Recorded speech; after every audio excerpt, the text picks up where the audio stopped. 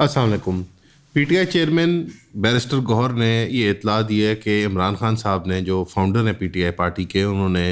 ये ऐलान कर दिया कि आप अब जो हमारी डिमांड्स हैं उनको रिटन फॉर्म में आप स्टेट के साथ नेगोशिएशन में ऐड कर दें, यानी कि लिस्ट ऑफ डिमांड जो है वो पब्लिकली अब डिस्कस हो जाए, कोई इशू नहीं है। साथ ही साथ उन्होंने एक पैगाम भेजा है डॉन न्यूज़ के मुताबिक, डॉन न्यूज़ के एक आर्टिकल है कि जो पार्टी के अंदर एंटी स्टेट या एंटी फौज बयानियात दे रहे हैं लोग, उनसे उन्होंने लातालुकी का ऐलान किया और कहा कि ये बयानात अब बंद किए जाएँ। साथ ही साथ उन्होंने लातालुकी का ऐलान किया इमरान खान साहब ने उन लोगों से जो यूएई के शहजादे यहाँ पे आए थे, उन पे तनकीद कर रहे थे मरीम नवाज साहिबा से मुतल्लिक, और जनरली एक तनकीद की जा रही थी कि वो शिकार करने यहाँ क्यों आए और हैंडशेक क्यों हुआ वगैरह वगैरह। इससे ये एक सीरियसनेस इमरान खान साहब की तरफ से शो होती है कि वो जो नेगोशिएशंस हैं किसी सेटल्ड अग्रीमेंट की तरफ जाने की तरफ वो जाना चाहते हैं, क्योंकि यूएई के एक डेफिनेटली किरदार है और उनका ऐसे अब्रप्टली अपीयर करना बतौर सालिस, या आप समझे सालिसी के किरदार में ही वो अपीयर किए थे यहाँ पे, यानी शिकार इतना कोई अहम नहीं है उनके लिए खेलना इस वक्त, जितनी डायर सूरत हाल बनी हुई है पाकिस्तान के अंदर। वो डेफिनेटली यहाँ पे कोई नेगोशिएशंस में वो पैगाम ही देने आए थे यहाँ पे।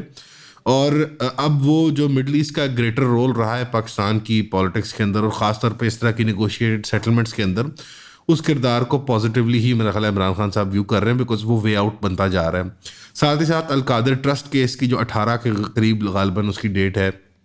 उसका फैसला आना है, और 20 to 25 की डेट तक डोनाल्ड ट्रंप साहब ने भी सदारत का ओहदा इख्तियार कर लेना है अमेरिका के अंदर। तो मेरे ख्याल में उससे पहले पहले इमरान खान साहब भी चाहेंगे और इस्टेब्लिशमेंट भी चाहेगी कि ये मामला सेटल हो जाए, क्योंकि ज़ाहिर बात है उस कोर्ट की जो फिर फाइंडिंग्स होंगी अलकादर ट्रस्ट केस में, वो फिर एक मज़ीद रुकावट पैदा कर देंगी इस नेगोशिएटेड सेटलमेंट के अंदर। और फिर डोनाल्ड ट्रंप अगर आएगा तो बहुत ज़्यादा ह्यू एंड क्राई और एक फियास्को क्रिएट होगा जब वो अगर कोई स्टेटमेंट इशू कर दे, या होम ऑफिस कोई बात कह दे, या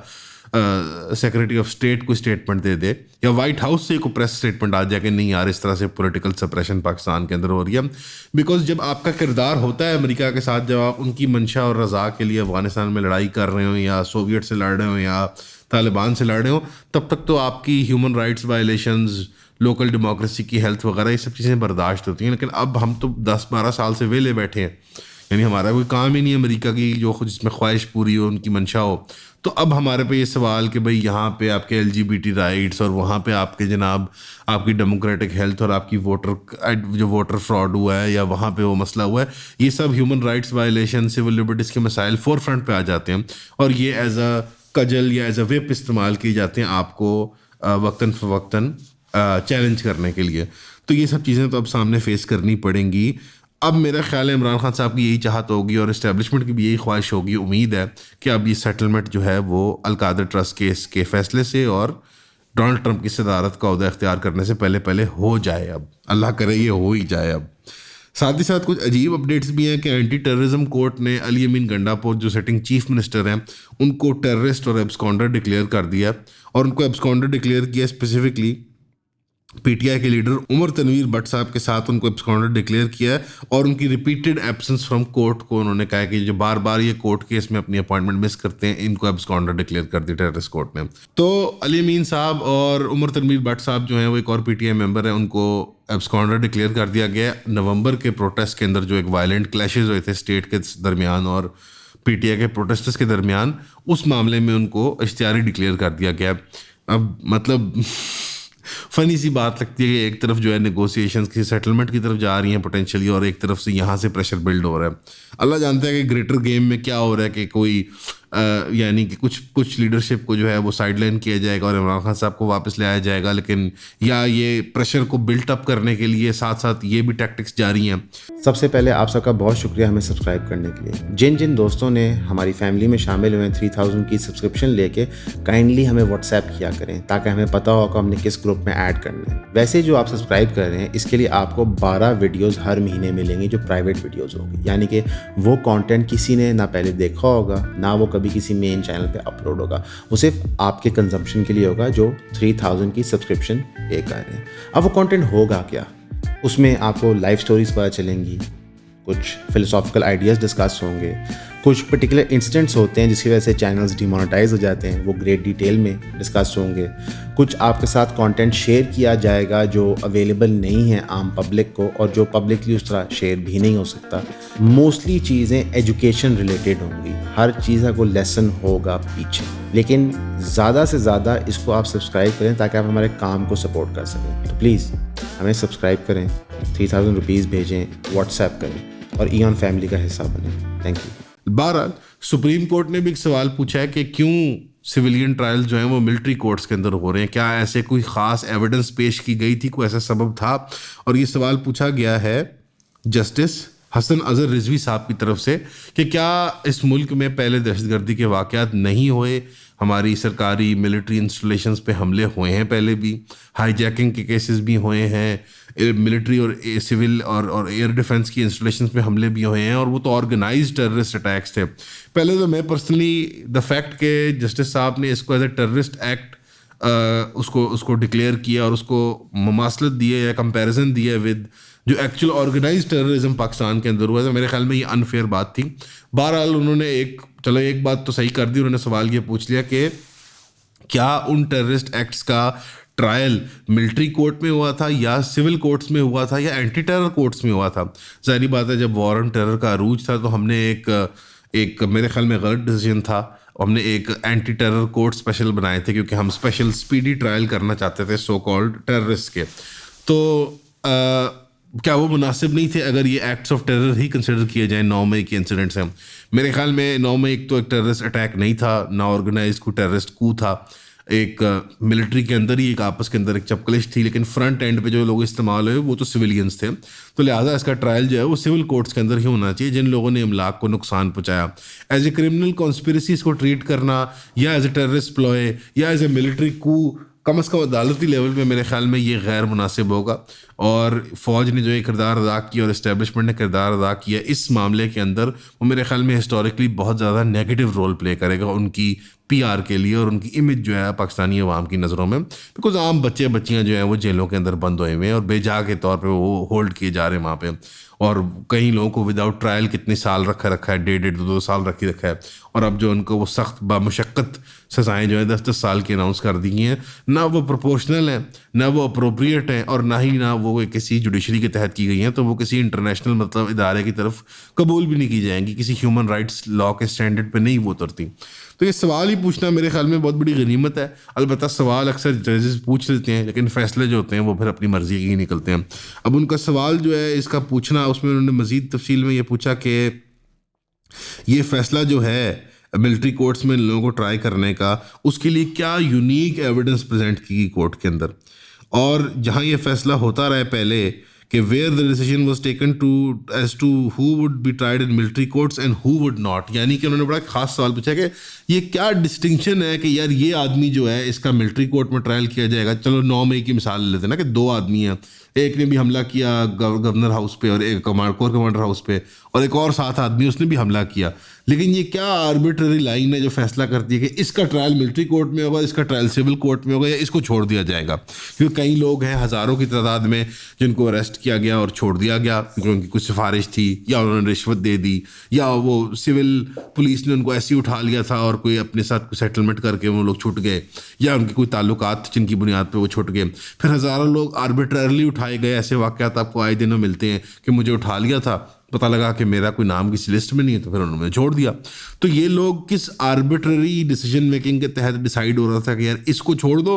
इसको मिलिट्री ट्रायल में डाल दो और इसको सिविल ट्रायल में डाल दो। तो ये भी एक बहुत बड़ा सवाल है कि जब एक इदारा सारे इदारों का काम करने की कोशिश करता है, यानी कि एक एग्जीक्यूटिव एक जुडिशरी के तौर पे एक्ट करने की कोशिश करता है या मिलिट्री ब्रांच जो है वो जुडिशरी के तौर पे एक्ट करने की कोशिश करती है, तो ना सिर्फ वो महकमा अपना काम नहीं करता जो कि जुडिशरी है, और उसने बहुत एक कमज़ोर स्टांस लिया मिलिट्री ट्रायल्स के ऊपर सिविलियंस के, साथ ही साथ ये होता है कि जो महकमा उसका काम करने की कोशिश कर रहा होता है वो ज़ाहिर बात है वो कर नहीं पाता। मिलिट्री कोर्ट्स बेसिकली सिर्फ और सिर्फ एक कलोनियल लेफ्ट ओवर हैं जो कि कलोनियल ज़मानों में कलोनियल फ़ौजों को यानी इस्तेमारी फ़ौजों को जो दूसरे इलाकों में गए होते थे उनको मैनेज करने के लिए कि जब उनके दरमियान आपस में कोई चपकलिश हो जाए, कोई बगावत हो जाए, कोई स्पाइंग एस्पिनाज हो जाए, कोई गद्दारी हो जाए, इनसबऑर्डिनेशन हो जाए, तो उनके निज़ाम को चेक में रखने के लिए। बट पाकिस्तान में कई और चीज़ें इस तरह हमारे पुलिस का निज़ाम है, MPO होता है हमारा मैनेजमेंट ऑफ पब्लिक ऑर्डर या मेंटेनेंस ऑफ पब्लिक ऑर्डर, एक दफ़ा 144 की तरह कि जी अब आपने यहाँ पे कर्फ्यू लगा दिया है और यहाँ पे बाहर ना कोई नज़र आए, जमघट में लोग नज़र ना आए, ग्रुप ना इकट्ठा हो यहाँ पे, साथ ही साथ हमारे मिलिट्री कोर्ट्स हों, मुख्तलिफ ऐसे कई इदारे हैं। हमारा ब्यूरोक्रेसी का निज़ाम जो है वो इंटायरली एक ब्रिटिश कलोनियल लेफ्ट ओवर है, उस तरह अगर ये भी चीज़ चलती रहे तो क्या ही हर्ज है। आज आपके बच्चे नहीं हैं, किसी और के बच्चे हैं, कल आपके बच्चे जेलों में होंगे। कहीं ना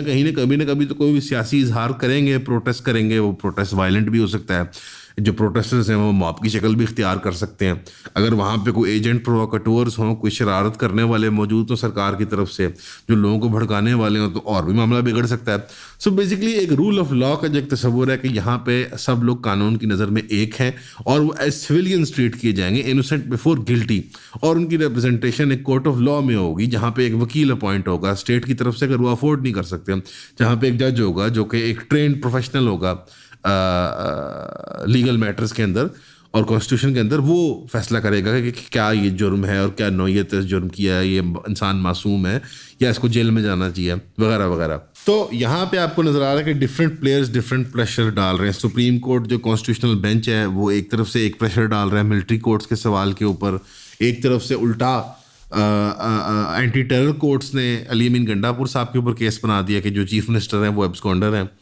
इश्तियारी हैं। साथ ही साथ इमरान खान साहब की ये स्टेटमेंट देना कि कुछ पॉजिटिव पेशरफ दिखाना नेगोशिएशंस के अंदर, सेटलमेंट्स के अंदर। तो अभी तक ये सारी जो चीज़ें हैं, ये अभी तक लैंडस्केप जो है वो अनक्लियर है। जो बात क्लियर है कि अगर डोनाल्ड ट्रंप स्वेयर इन हो जाता है और सदारत का ओहदा इख्तियार कर लेता है तो फिर पाकिस्तान के लिए एक बहुत डायर और ऑकवर्ड सिचुएशन होगी जहाँ पे वो उसको इससे निकलना इस मामले से मुश्किल हो जाएगा, क्योंकि हमने एक पॉलिटिकल पार्टी लीडर को और उसकी जमात को और उसकी जमात के लीडरान को और उस पार्टी वर्कर्स को 2 साल कैद में रखा है, विदाउट ट्रायल अक्सर को कैद में रखा है और फ्रिवलस चार्जेस के ऊपर कैद में रखा है। तो ये आप इंटरनेशनल अदारों के सामने, ममालिक के सामने, इंटरनेशनल जो आपकी कम्युनिटी है उसके अंदर ये फिर आप नज़मुद दिखाने लायक रहते नहीं हैं। ख़ासतौर पर जब ट्रंप जैसा चर्ब ज़ुबान सदर आ रहा हो, और वो बहुत चर्ब ज़ुबान है, वो बड़े खुल के बात करता है और अटैक करता है। तो ये कोई बईद नहीं है कि ये वाइट हाउस या प्रेस सेक्रेटरी स्टेटमेंट ना दे कि डायरेक्टली ट्रंप साहब कहीं किसी बयान में ऐसी मतलब हमें कोई जाते जाते लूज बुलेट फायर कर जाए हमारे ऊपर। साथ ही साथ अब इसके अंदर जो मैंने एक इशारा कर दिया कि डोनाल्ड ट्रंप की तरफ से जो प्रेशर आएगा या वेस्टर्न वर्ल्ड की तरफ से प्रेशर आएगा, IPU जो कि इंटर पार्लियामेंट्री यूनियन है, जो कि एक इदारा है, यूरोपियन यूनियन का एक सब्सिडरी इदारा है जो पार्लियामेंट्स की कोऑपरेशन, कोऑर्डिनेशन, एफिकेसी को कि यार वो वहाँ पे पीस प्रॉस्पेरिटी हो, वहाँ पे कुछ मतलब अबव बोर्ड काम हो, सेपरेशन ऑफ पावर्स के एतबार से उधर एक मॉनिटरिंग टाइप यूनिट आप कह लें, वो जो है उसने अब आके ऑब्जर्वर स्टेटस यहाँ इख्तियार कर लिया ट्रायल्स के ऊपर। खासतौर पे जो ये $190 मिलियन पाउंड वाला जो केस है, अल-कादर ट्रस्ट का केस जो बनता है, ये जो मलिक रियाज साहब की जो फंड्स आए थे 190 मिलियन पाउंड वाले, साथ ही साथ उनको तोशा खाना और बाकी जो केसेस हैं इमरान खान साहब के ख़िलाफ़, उनको भी यहाँ पे नज़र में ले आया गया है कि ये भी वो केसेस ऑब्जर्व करेंगे। अब ऑब्जर्वर आके ये नहीं कर सकता कि वो कोर्ट में फैसला बदल दे या वो ये कर दे या वो कर दे, बट वो सिर्फ फैक्ट्स एंड फिगर्स इकट्ठे करेंगे और वो एक रिपोर्ट पब्लिश कर देंगे। उस रिपोर्ट में क्या होगा, वो बताएंगे कि एक्स्ट्रा जुडिशली लोगों को होल्ड किया गया, इलीगल तरीके से एविडेंस को प्रेजेंट किया गया,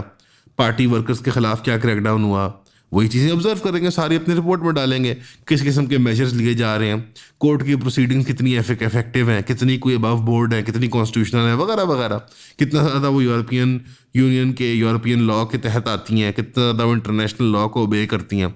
तो ये सब चीज़ें एक मेरा ख्याल है मजमूआ तैयार होगा तो एक बच्चा भी आपको बता सकता है कि यार ये सब इसमें हम 0 आउट ऑफ 100 नंबर लेके आएंगे, फेल होके आएंगे हम।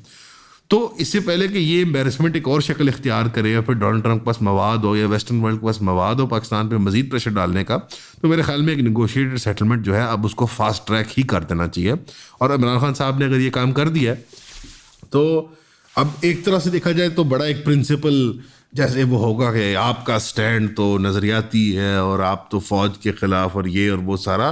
लेकिन वो भी एक गिव एंड टेक का रिलेशनशिप है। मेरे ख्याल में जितना पुश कर दिया हमारी मिलिट्री स्टेट को और उस पर सवाल उठाने के एतबार से और पाकिस्तान में जमहूरी एक वो ट्रेंड को या अवामी मैंडेट को सपोर्ट करने के एतबार से, तो एक काफ़ी खिदमात पेश कर दी इमरान खान साहब ने। अब मेरे ख्याल है एक सेटलमेंट की तरफ ही जाना चाहिए क्योंकि हमारे मुल्क ने भी फंक्शन करना है। ओवरऑल अगर आप मेरे से पूछेंगे तो आइडियल कंडीशन में हमारी मिलिट्री का कोई रोल नहीं होना चाहिए स्टेट के अंदर, लेकिन जो सूरत हाल है, जिस तरह से वो इकोनॉमिकली इंट्रेंच्ड है, पॉलिटिकली इंट्रेंच्ड है, सोशली इंट्रेंच्ड है, ये एक रात का मामला नहीं है, ये एक स्लो ग्रेजुअल प्रोसेस है जिसके तहत यह है मामला सुधरेगा और हमारी सिविलियन पावर्स फोर फ्रंट पे आएंगी।